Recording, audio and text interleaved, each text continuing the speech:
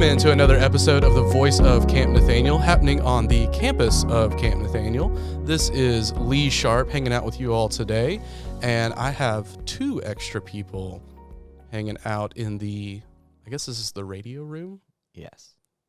I think the official sign on the door. outside says radio room. Mm-hmm. But I guess we record podcasts in here now, but I mean, podcasts is just a form of talk radio. Anyway, I'm Nathan Keeney. it's Nathan Keeney. Hello. So before we introduce our other person, I realized that we've been lacking something from the podcast. What are we missing? We're missing our adjective to describe Lee. We're missing adjectives. We've sadly gone away from that. So I'm here with This is Lee Sharp. the intrepid Lee Sharp. The intrepid. Intrepid means extremely brave and showing no fear in dangerous situations. So the intrepid Lee Sharp. Don't know if I always feel that way. Anyway, that's all I had to say. Hey, I'll take it. You want to introduce our guest? Yes, we are joined in the radio room with one Lucas Bargo. Hey y'all, how's it going? Yeah, that was a big word. I wanted to say that was intrepid. Intrepid. Yeah. I had to look it up, and it was in a definition of another word.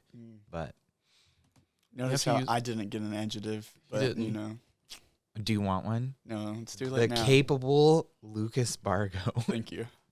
All right, we got Lucas Bargo in Yep. here today. And if you don't know Lucas, if you've been to camp over the past, I trying to think think. 6 years, about 6 years now. so anytime in the 6 past 6 years, you've probably run into Lucas. And he has served in multiple different ways. So we thought we'd get him in here. He's been doing a lot of volunteering with us. That's the big reason we pulled him in. But we wanted to get a little bit of background info.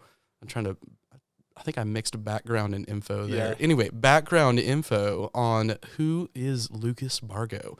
Because you've been hanging around for, again, probably 6 years now, maybe longer than that. I don't know how long you've been coming to camp and hanging out and doing all the different things. So let's get a little bit of intro here, Lucas. So where are you originally from?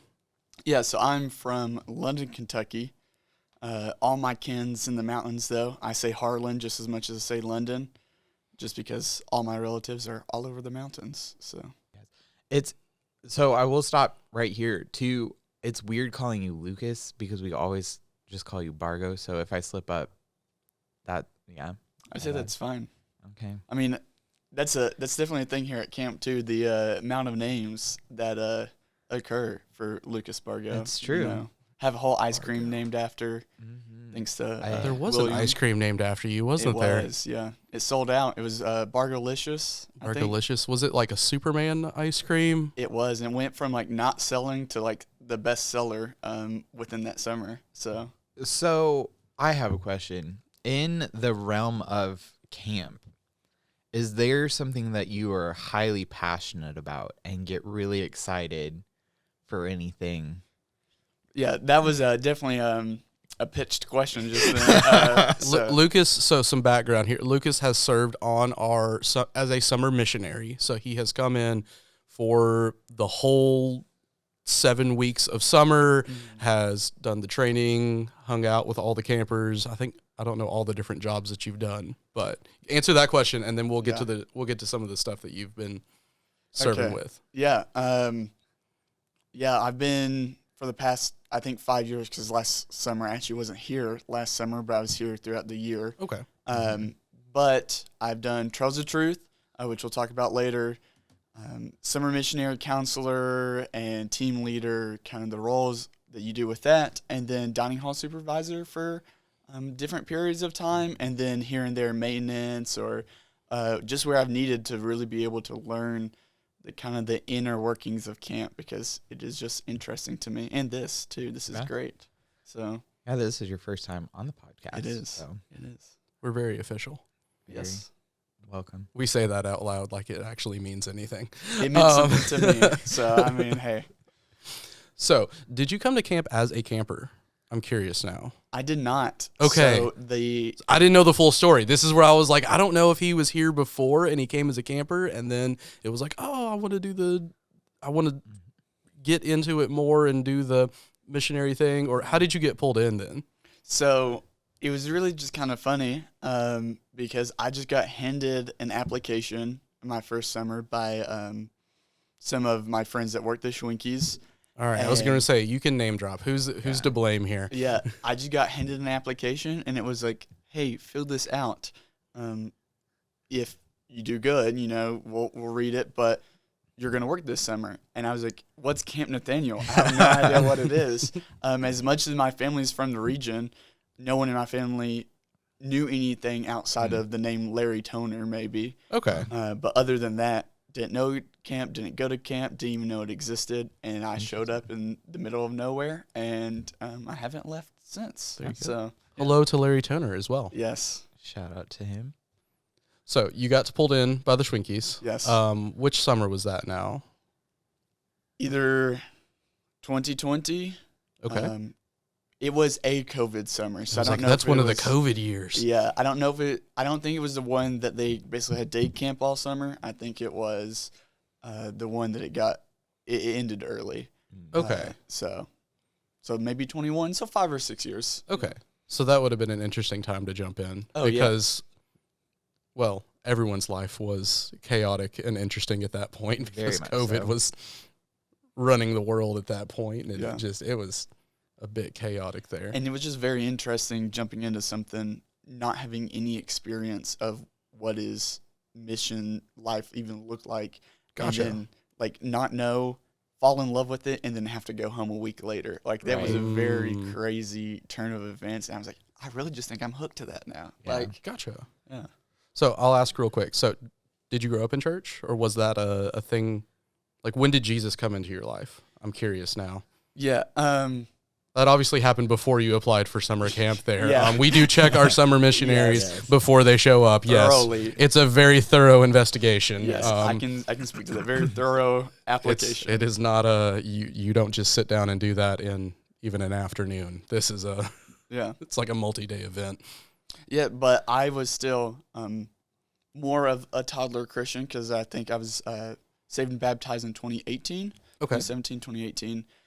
So I said that I grew up in a churched household. We went to church. Yeah. There was something that we did. But as far as what does it look like to actually live life as a church-going person was something that I struggled with. I just thought it was something that you did on Sundays and then you just moved on from. So really until 2017, 2018, where it really connected, this should be my life. It isn't just something I claim. It should be my life. I committed to the Lord and then camp after that. So awesome. Yeah. Gotcha. Okay. So you served as summer missionary, Mm-hmm. and that would have been a few years ago there. What's and then you said you did some with the dining hall supervisor. Yeah. I'm sure that's a whole adventure in itself. Yeah. If you've been in our dining hall, food is a big deal at Camp Nathaniel. It is. It's And the best. serving the food is also a big deal at Camp Nathaniel because it's not just going to appear on your plate. It's not just the cook. Again, shout out to Michelle Michon and all the people back in the kitchen making stuff happen back there. But it's also got to get out and get plated and all the different stuff. Yeah. And I'm sure that's a lot of stuff behind the scenes. Yeah. I think I've seen Lucas running around. It looks a little bit stressful a few times. Just trying to get everything together there. Oh yeah, it's growing. There you go. Yeah. And you have under as dining room supervisor, maybe to kind of explain that each week you'll have a team from 4 to 6 individuals. We call them dining room guys or girls or dirges. So just explaining kind of a camp term that's not used outside of camp. So it's very strange. I will say this as somebody who came in from the outside. Right. If our listeners didn't know, I did not grow up at camp. Same. And so coming into camp and the dining hall supervisors, they have their team of dirges. And I was like, what does dirge mean? Please explain. Why does this feel like a medieval servant?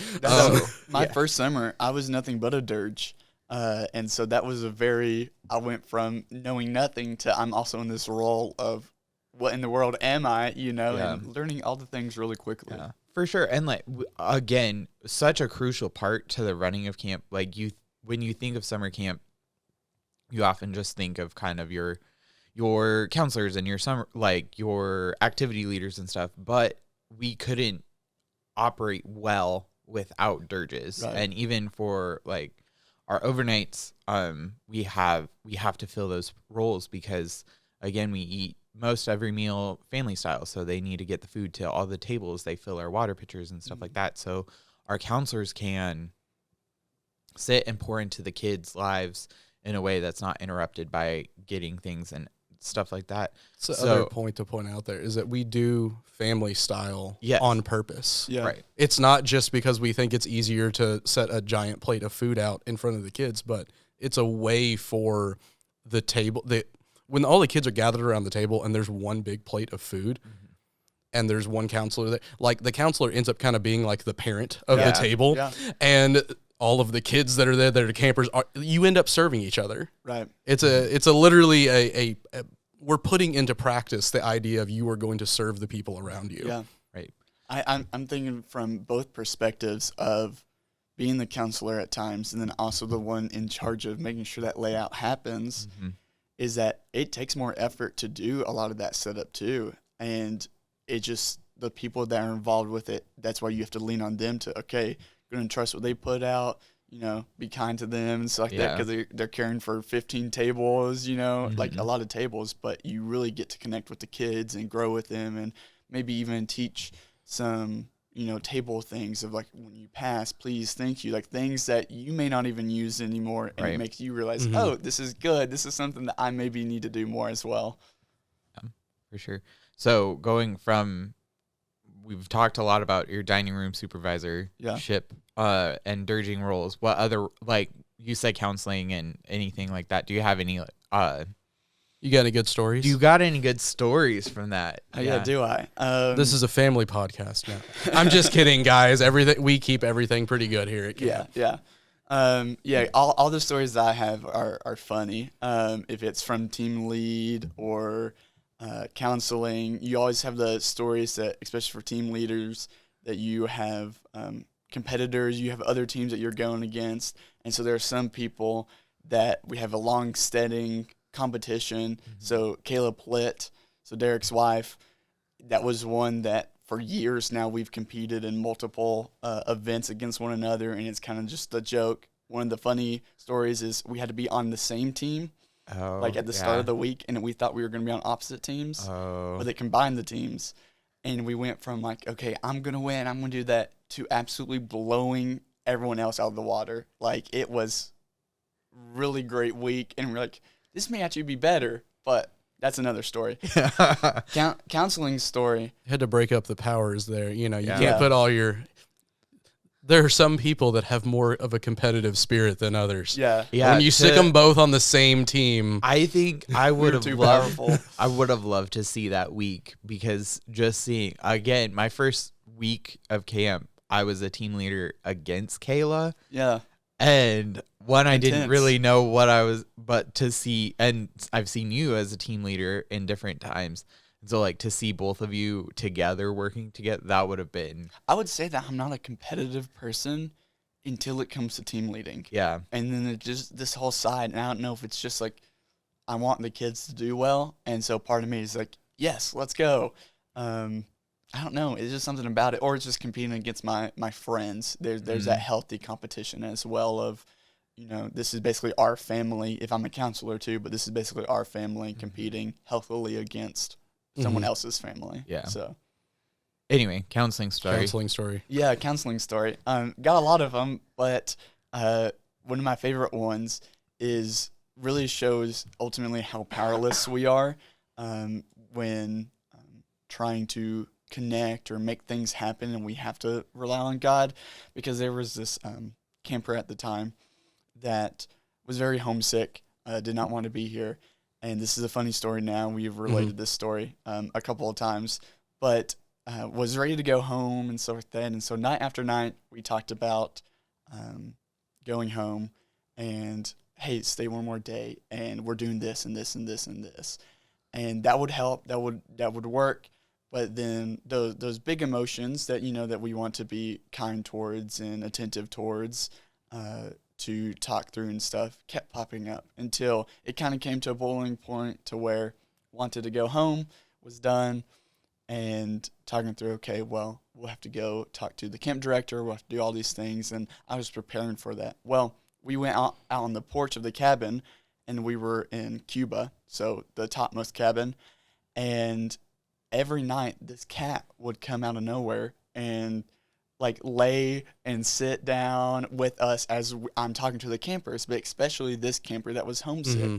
And so after a week of fighting this homesickness and ultimately being like, okay, you can go home, that's the only else thing I know to do. This cat brings over a dead mouse. I wish I was joking. It, like, at the time, it was not funny. Like, you should have seen my face. It probably went just so blank because out of everything else, it's been a tough week for this kid. And then now this cat is bringing him a dead mouse. His face lights up. I mean, he gets so excited, and he's like, it brought me a gift. Yeah! Like, is so excited that this cat brings him a gift. I didn't know cats did that. Keep in mind, we don't have a cat at camp. Yes. And this cat was gone like a week after. It did not stay. Sometimes we'll get camp has a lot of different animals that have wandered through camp before. Yes. We'll have deer quite a Yes. bit. Sometimes the random cat that's wandered out of somebody's house. Yeah. And nothing for there's- too long. Like if there's a dog or it gets put I know there was a dog at one point and we got in, we took it to the vet or somewhere else. Yeah. So that way someone else can care for it. Yeah. We try to make sure We try to there take care of our animals. Right. Yeah. Even if they're not ours. Even if they just show up. But and this cat was only kind of at night, and it wasn't harmful. It was clean, so I was like, okay, I can't touch it. I'm allergic, so my face will blow up, and I can't deal with that. And it gives him this mouse, and he just gets so excited, and he stays the rest of the week because of this, because he thinks that crazy. the cat gave him a gift. And I'm just like, thank you, Lord, for showing that I was not strong enough, not enough to be able to keep this kid here, that you use your creation and the way that nature works. Did not know cats give people gifts like that. A little gross. And this happens to this specific kid, and he sees that as an amazing thing that God can do through nature and how God can use things, and it keeps him here the rest of the week. Like, that's just awesome. So that's one of my What a fun. Yeah. So That's really cool. So I'll ask. I know you were as you were working over the past 6 years, you spent some of that, I guess, was in high school, and then you went to college. Yep. So I got to talk college here for a second. Okay. Where are you going to college? I go to the University of Cumberland's in Williamsburg, Kentucky. Williamsburg. Yeah. I also went to the University of the Cumberlands, You did, so I have yeah. to bring that up. When I know that I've got another Cumberlands person in Yeah. here, I always have to bring it up because it's exciting. It's been a few years Yeah. since I was there, but And I did not go to the Cumberland. you did not. No, You're from farther away. I am from farther away. Yeah. So, yeah, our campus minister is actually a friend of Lee's during his time at school. So, There you go. yeah. Small the world. All those tiny connections that happen Yeah. for all the different things. So your involvement with camp has gone beyond just summer. You've come in at least the last couple of years and have volunteered a lot throughout the year. And you had mentioned Trails to Truth. So can you kind of dive into more of your involvement with Trails to Truth and kind of give us an explanation what that is, like what Trails to Truth is and all that? Yeah. As you said, I've one, just because I've fallen in love with the ministry, see what else I can help, if it's overnights or just volunteering for work week and stuff like that, all very needed things throughout the year. But Trails of Truth specifically is through the equine ministry here at camp. And The I'm sure- horses. yeah, the horses, yes. You see them when you pull into campus. Yes. They're the greeting team. They're not just there to look pretty. Yeah. They And do when- other things. And when you leave, if you go the other way, they're Oh, kind of just everywhere if It's you true. think about it. It's So, true. Yeah. So I'm sure that there is probably a fancy definition exactly for what we say Trails of Truth is. But from a volunteer's point of view and from how they interact with the kids, it's using horsemanship practices, learning how to deal with horses, how to teach horses, how to train horses, and applying it to our walk with Christ, and using these things to be able to understand, okay, how does God grow us? What is God trying to teach us? How are we sometimes, even like a horse, especially stubborn, I would say, and growing us in ways in which that we need to realize that God wants what is best for us. God wants a holy life from us, and that we need to trust him as we are training the horses to trust us. So it's a very relational ministry, even to the animals, but also of, okay, it parallels how we can understand how God works in our life. So ties in there. So with the horses being, I know, I'm trying to think now. I know last year that you all have rodeos. Yep.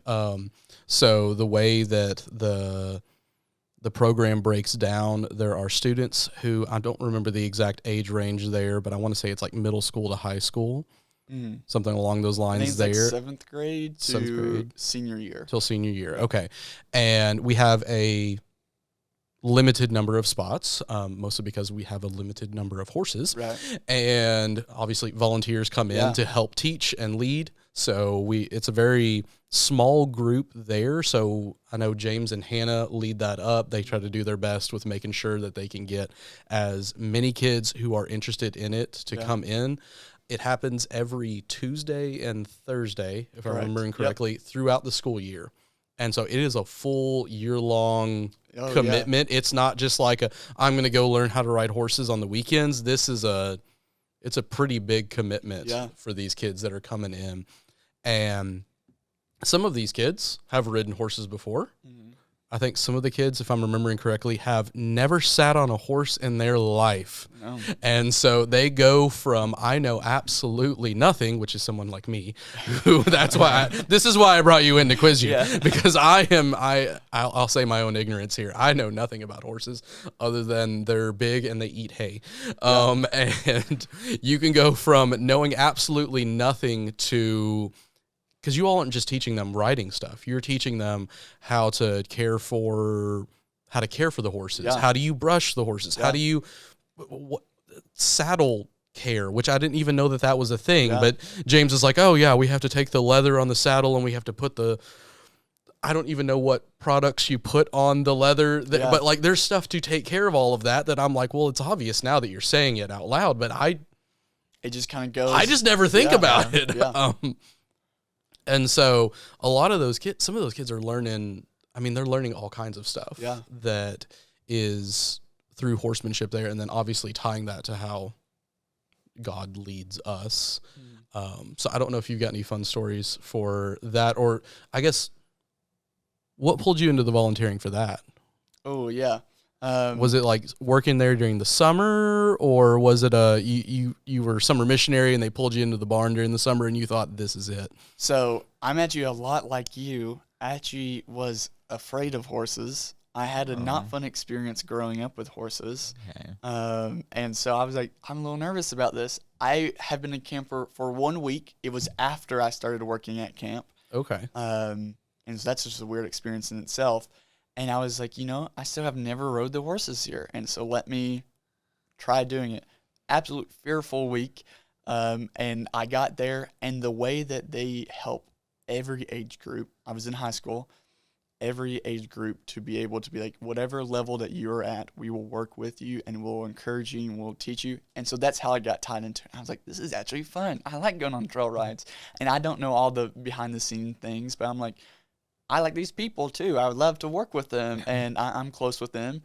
And so they need volunteers, and I can help more with maybe the ministry side. I was going to ask, and the barn maintenance side of it. What's the jobs that got you working or volunteering? See, because there's only a couple of us, we kind of have to do all different jobs at different times. And so I personally do not know much about horses themselves. I'm still learning, and that's great that I'm able to be more like the kids sometimes and be like, I learned today as much as you did, and that's an amazing thing. But if it's saddle care, if it's barn maintenance, and just overall connecting with the kids. That is very much more what I enjoy doing, and they let me do that more. But even here recently, they had a training just for the volunteers to be able to have them ask questions and have them learn and grow. And so while I'm able to volunteer now, I'm helping them with barrel patterns and some very specific like writing techniques that if you would have asked me last year that I would have been teaching, I would have been like, you're crazy. But here I am. So a little bit of everything, I think, would be the right answer. So, and then as the kids get there, they go and they learn on Tuesdays and Thursdays. Yep. We have it's kind of like how do you wrap all of that up at the end of the year? Well, you have a rodeo. Yeah. That feels like the obvious answer. And we invite all the families out. This is a point where I think this past year there was a whole gospel presentation about a horse that was, I want to say it was wild.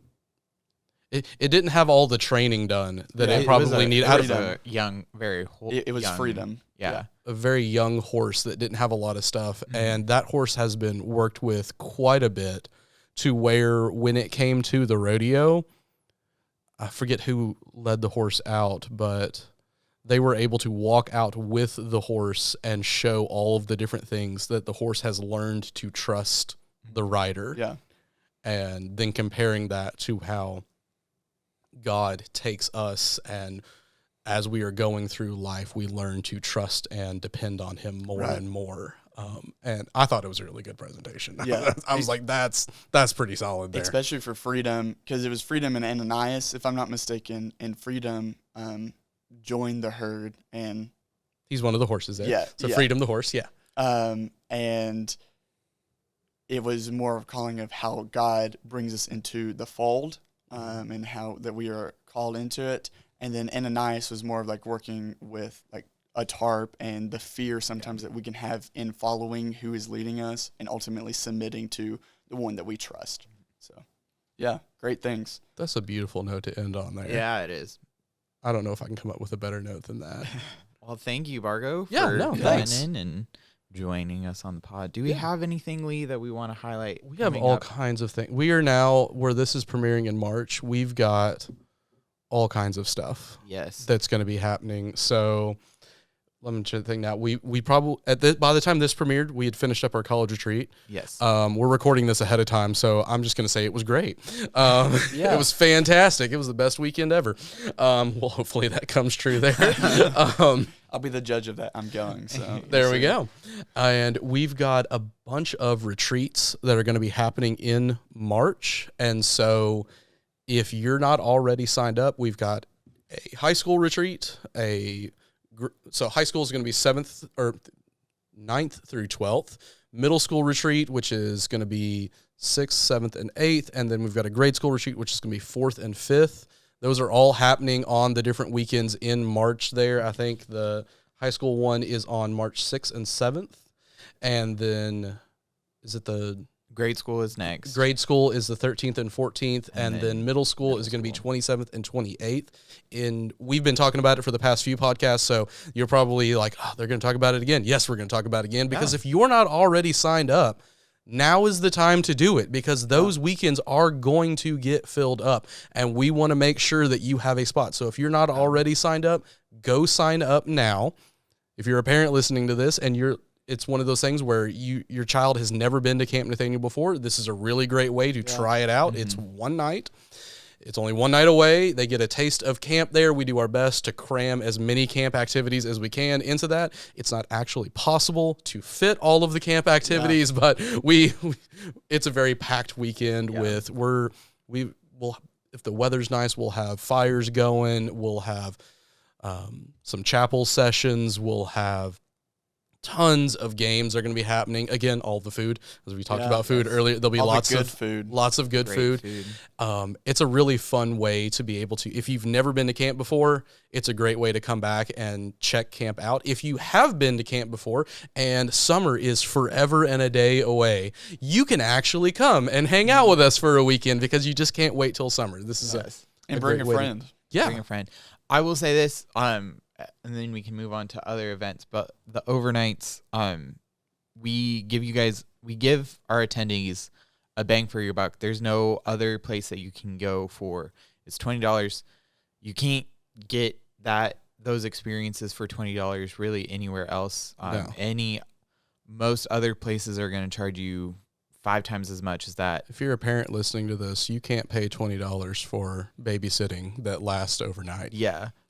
So it's just a great experience, great time. But I was thinking too. We're not babysitting though, guys. No, We're doing no. so much more than We're that. doing so much more than that. But yeah, and then we've got some events coming up early April too. In Do early we wanna talk April, about those? we have a women's retreat that's going to be happening on April 10th through the 11th. Again, that's an overnight thing as well. Mhm. So I'm not 100%.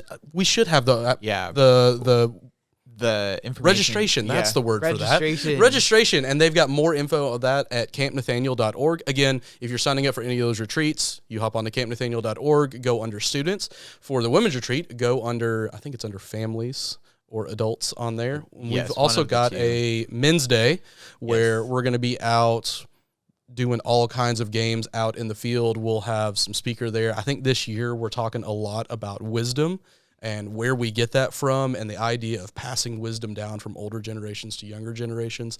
I don't know as much what the women's retreat is on because I am not on that committee. I do not help plan those things. So you're going to have to get onto the website to find out more about that. And we'll have more information with more podcast episodes talking about that. So just stay tuned to that as well. And we'll get that.